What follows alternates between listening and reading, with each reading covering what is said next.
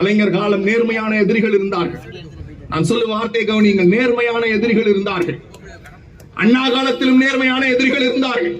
ஆனால் இன்றைக்கு நான் உங்களுக்கு ஒரு முதல்வராக, நம் இயக்கத்தின் தலைவராக தெரியும்.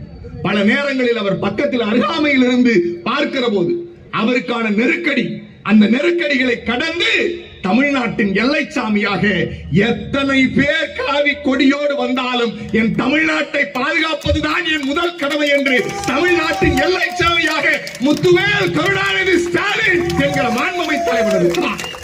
மூளையில இருக்கிற இடத்துல சாணியை வச்சிருக்கிறவங்க எல்லாரும் சொல்லுவாங்க திமுக இந்தியை எதிர்க்கிறது. நாங்க இந்தியை எதிர்க்கல. we are not against Hindi, we are against only the imposition of Hindi.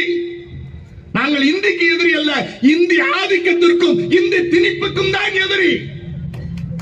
என் தாய்மொழி தாண்டா உயர்ந்தது மற்ற மொழிகளை காட்டிலும். பார்ப்பன பனியா கும்பலுக்கும் அமித்ஷாவுக்கும் மோடிக்கும் காலில் போடுகிற செருப்பை நக்கி பிழைக்கிற நாய்களின் கூட்டம் 4.5 ஆண்டு காலம் தமிழனை, தன்மானத்தை, பண்பாட்டை டெல்லி சர்க்காரிடத்தில் அடகு வைத்த போது அதை மீட்டெடுத்த ஆட்சி கருப்பு சிவப்பு உதயசூரியன் முத்துவேல் கருணாநிதி ஸ்டாலின்.